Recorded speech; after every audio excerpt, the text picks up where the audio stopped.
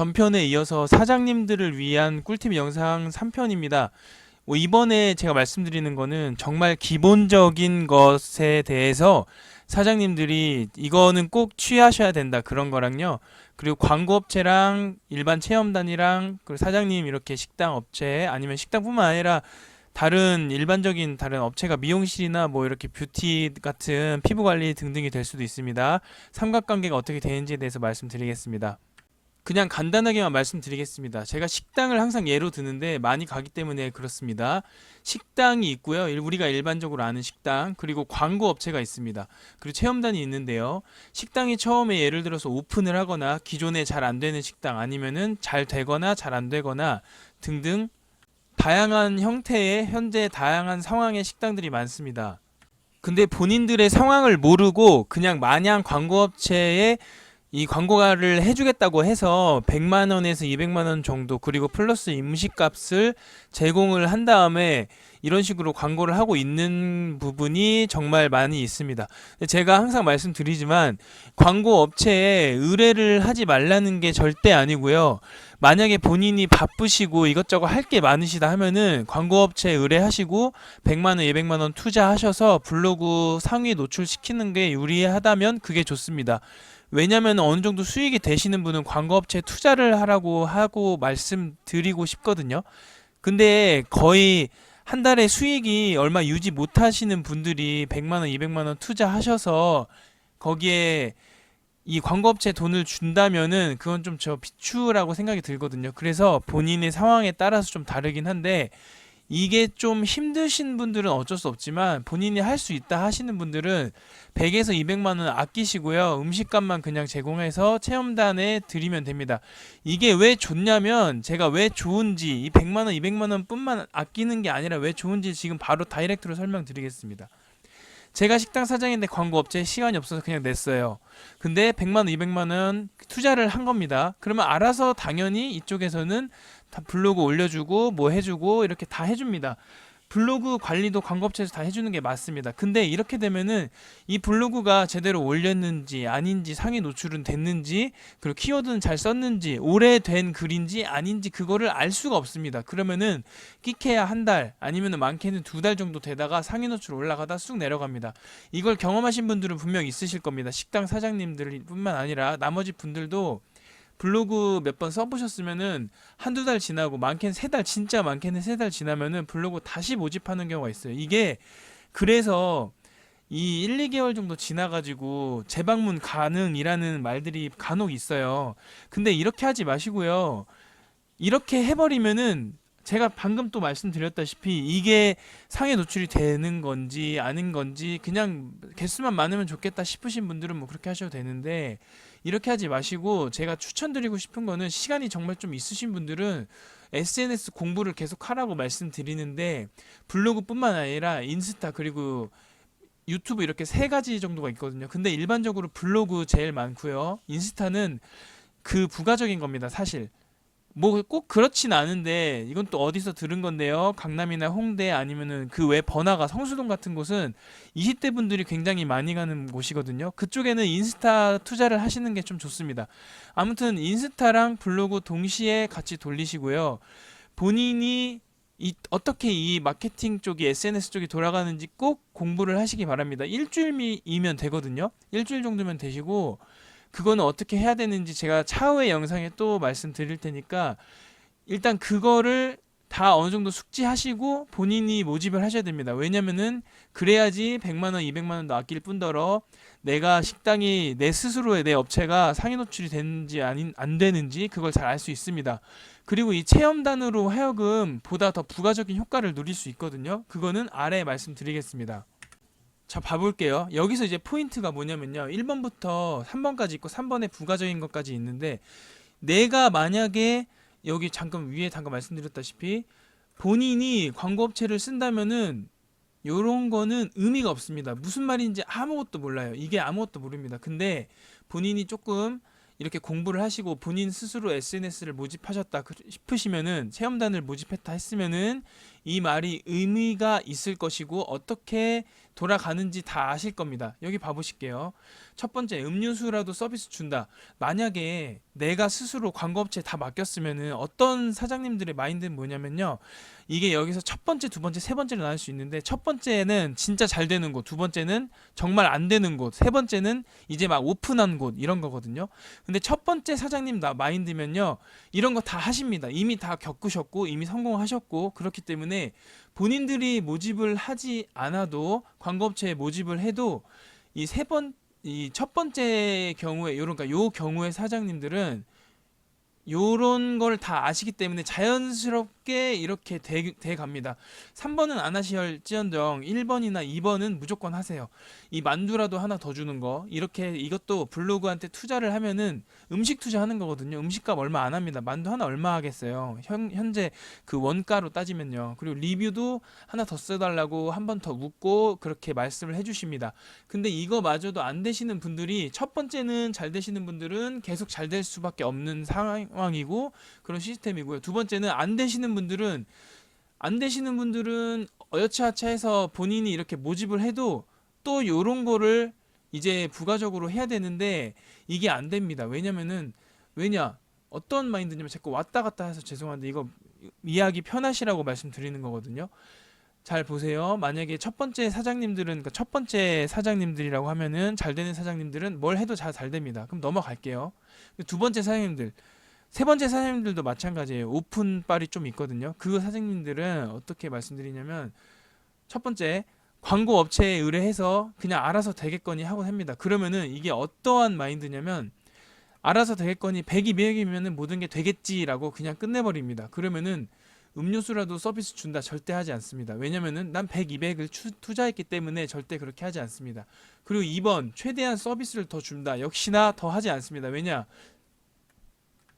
나는 100만 원, 200만 원을 투자했기 때문에 너네한테 뭐라도 하나 더 안 준다. 그렇기 때문에 2만 원, 3만 원, 5만 원, 많게는 10만 원, 이거를 그냥 제공을 해주는 거에 대해서 그냥 아까울 뿐이지, 난 너네한테 이만큼이나 제공했다. 단돈 1,000원이라도 더 받겠다. 물론 초과를 하면 안 되지만 간혹 가다가, 아니 잘 되시는 분들은 대도 보니까 1,000원이라도 2,000원이라도 하나라도 더 주려고 노력을 하고 있습니다. 이렇게 보면은 어떻게 보면 꼴불견이라고 할 수 있는데, 블로그가 뭔가 갑이라도 되는 거 아니야, 그렇게 할 수 있는데, 그렇게 하라는 게 아니고요. 본인들의 선택인 겁니다. 근데 조금이라도 뭔가 더 신경 써주고 하시는 분들은, 블로그가 어떻게, 이게 체험단 분들이 어떤 식으로 하냐면, 사진이라도 이쁜 거 하나 더 찍고, 사진이라도 더 올리고, 그리고 글이라도 하나 더 쓰고요. 친절하다고 더 쓰고요. 그리고 키워드라도 하나 더 넣고요. 해시태그라도 하나 더 넣고요. 그리고 정말 기분이 좋아. 저 같은 경우는 세 가지를 하거든요. 인스타, 유튜브, 블로그를 하는데, 블로그 하고 인스타도 하지만 유튜브에 친절하다, 너무 좋았다, 하나라도 더 좋고 썸네일이라도 더 예쁘게 하려고 합니다. 이게 사람 심리거든요. 어쩔 수 없어요. 그렇기 때문에 다시 위로 올라버리면은, 이 사장님들이 광고업체 제공을 하되 뭔가 아셔야, 이런 거를 좀 아셔야 됩니다. 아셔야지 체험단을 좀 움직일 수 있습니다. 마음을. 체험단이 수두룩해요. 엄청나게 계속 많이 왔다 갔다 거립니다. 근데 그 체험단이 글 하나 쓰는데 본인들 100만, 200만 원 투자하셨잖아요. 그렇기 때문에 조금이라도 더 이렇게 해 주시기 바라고, 다시 한번 올라가 볼게요. 이제 이게 뭐냐면, 이쪽 상황을 말씀드렸고 이쪽 상황입니다. 근데 안 되는 쪽도 말씀드릴게요. 아까 첫 번째 잘 되시는 분들은 어떻게든 잘 되니까 됐고요. 첫 번째 잘 안 되시는 분들에 대해서 말씀드리고 싶습니다. 계속 2번이 아까 안 되시는 분들, 그리고 오픈빨이신 분들 3번 같이 통틀어서 말씀드리는데, 만약에 내가 식당이 잘 안 된다, 그리고 또 오픈빨이라서 어떻게 운영할지 모른다, 그런 분들은 본인이 어떻게든 모집합니다. 또 이게 두 번째 상황이죠. 그리고 음식값도 제공을 합니다. 당연히 음식을 줘야 되니까. 결국은 본인이 어떻게든 모집해서 음식을 줬는데, 안 되신 분들의 특징은 똑같습니다. 뭐 더 이상 말할 필요도 없고, 이거 안 됩니다. 이거 안 되시기 때문에 요거를 되라고 말씀드립니다. 이거 1, 2, 3번이 오늘의 좀 핵심이긴 한데, 제가 자꾸 반복해서 말씀드리지만, 이렇게 안 하시면은 그냥 형식적으로밖에 글을 쓸 수밖에 없습니다. 뭔가 로보트가 쓴 것 마냥 쓸 수밖에 없고, 그리고 이제 블로그나 뭐 인스타, SNS 공부라고 하기도 그래요. 그냥 기본적인 것만 좀 아시는 분들에 대해서 말씀드리고 싶은데, 문자에 키워드 주는 방법 부가적인 거 1, 2, 3번이거든요. 이게 보면은 저는 지금 3,000명 이상 유지가 되고 있습니다. 저 같은 경우는 양주 맛집 정도면은 또 대형 키워드라고 나름대로 될 수 있는데 이게 먹힙니다. 왜냐면 저는 많이 오기 때문에 그만큼 상위 노출이 잘 되거든요. 전 자신 있게 말씀드릴 수 있어서 제 계정에 대해서 양주 맛집이라고 메인에 쓰라고 해주시면 됩니다. 근데 맛집 쓰는 걸 좀 껄끄러워 하시는 분들이 있는데 그럼 그냥 냅두세요. 2,000명 이상 되는 블로그는 알아서 쓰도록 냅두십시오. 그렇게 해야 그게 더 알아서 쓰게 냅둬야 잘 되지. 자꾸 수정해달라 뭐 해달라 하면은 수정하는 순간 내려가는 거 아시죠?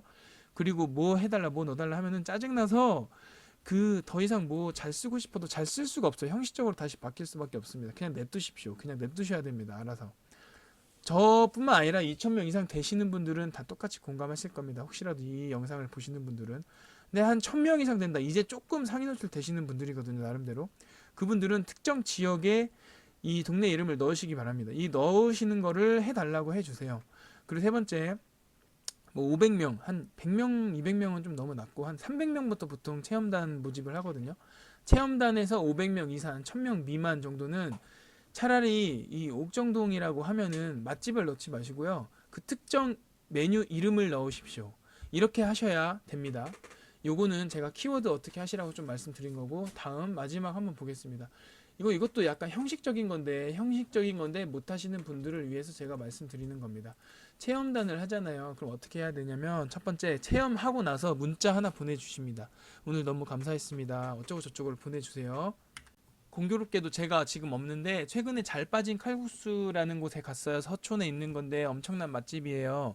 갔었는데 사장님이 끝나고 나서 저한테 따로 연락을 하시더라고요. 불편한 건 없으셨는지 혹시 아무거나 말해주시면 된다. 근데 제가 여기서 더 노코멘트 하겠습니다. 좀 거기 이미지가 안 좋아질 수도 있으니까 뭐 몇 명이 이 영상을 보실 줄 몰라도 그래도 이런 말씀드리면 안 되니까 그러는데 제가 피드백 제대로 남겨드렸거든요. 근데 그거는 일반 손님한테는 피드백을 남길 수가 없어요. 손님한테 맛있게 드셨어요? 그러면은 맛있게 먹었어요. 이렇게 말하는 게 대다수고 근데 일반 블로그들한테는 현실적인 거를 이렇게 대답을 해주기를 원하니까 글은 이쁘게 쓰되 뭔가 불만이 있었던 거는 꼭 블로그들한테 아니면 인스타, 먹스타그램, 맛방, 맛집, 스타그램 그분들한테 꼭 물어보시기 바랍니다. 왜냐면은 그분들은 솔직하게 말해줄 수 있고 나름대로 이 식당이 어떻게 돌아가는지 그리고 시스템이 뭐가 안 좋은지 얘기를 하실 수 있는 분들이 바로 저 같은 사람이거든요.